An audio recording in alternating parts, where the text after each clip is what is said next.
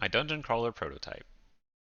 Find the link for the download in the pinned comment below, as well as a link to my newsletter where you can sign up and get access to all future builds that I put out that aren't attached to videos. Additionally, in the pinned comment, you can find the survey for this specific version of the game that you can take to give feedback about your thoughts and experience. A few months ago, I quit my job to work on games, and this is where I am. I've got a prototype, and I need your help from here.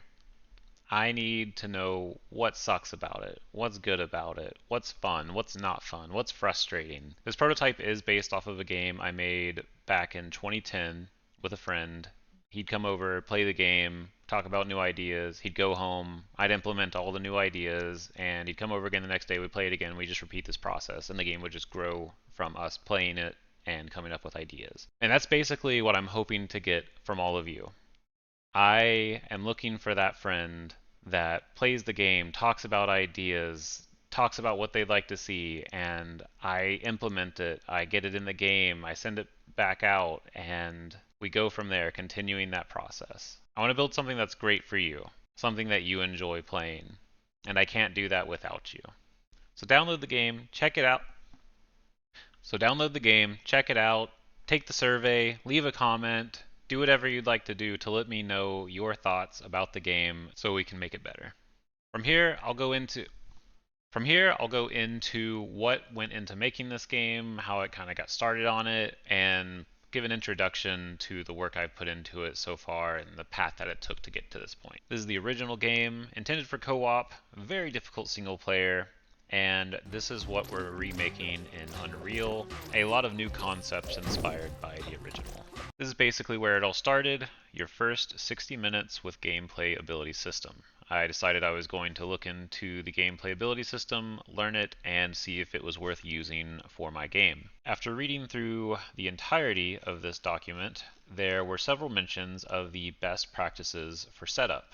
So I then read through the entirety of this and followed along, creating any examples, and I learned a lot and basically everything I needed to do to create where I am now. The most iconic thing for me in the original game was the bounces. I loved the bounces, so I created the bouncing spear first.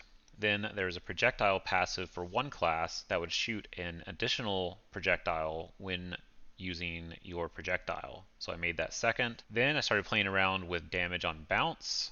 Each time a spear bounced, it would gain damage. Then I had pierce and test bouncing between two objects. And oh, that's not right. Let me slow down that projectile and try to figure this out. Pierce works fine. And the bounce, that's not a bounce, but it's pretty cool. We'll make it something else. And there we go, that's fixed, working well. Then we add slow on hit. Give the enemies some abilities to fight back for once. Make them look a little more interesting. Oh, calm down, buddy. Calm down. There you go. There you go. A little bit of a slow as you get into the slime. That move speed slow again. And now we basically have a game going at this point. We've got the slimes bouncing, I think, 5 times each. So it gets kind of filled up in this room as I'm fighting the blob. But even this was actually pretty fun. Some narrow avoiding there. Then I get the crab in, so there's 2 enemies now, 1 melee, 1 ranged, and the blob slows. Next up would be some dungeon rooms to transition between. Then of course rewards, gotta have the power-ups. And then a character model to make everything feel a little bit, oh my goodness, how much slower this thing got. And then some projectile dodging AI. That was a fun build. Look at it go. And some nice little status effect visuals, getting slimed on. That's always fun. Then I spent a morning making materials. That was a pretty interesting learn as well. I think these turned out pretty good. Oh yeah, more status effects. Burning. Now I've got some actual rooms, some bombs to blow things up, and of course the reward room, and a ridiculous late game that makes no sense and is just terrifying. Oh yeah, and my cousin made an item. This is the cousin bubble. Not officially named that, but it'll block 1 instance of damage for you. Oh yeah, and traveling bomb plus jackhammer. Pretty strong combo. And that's it. That's a oh. Uh, now that's it.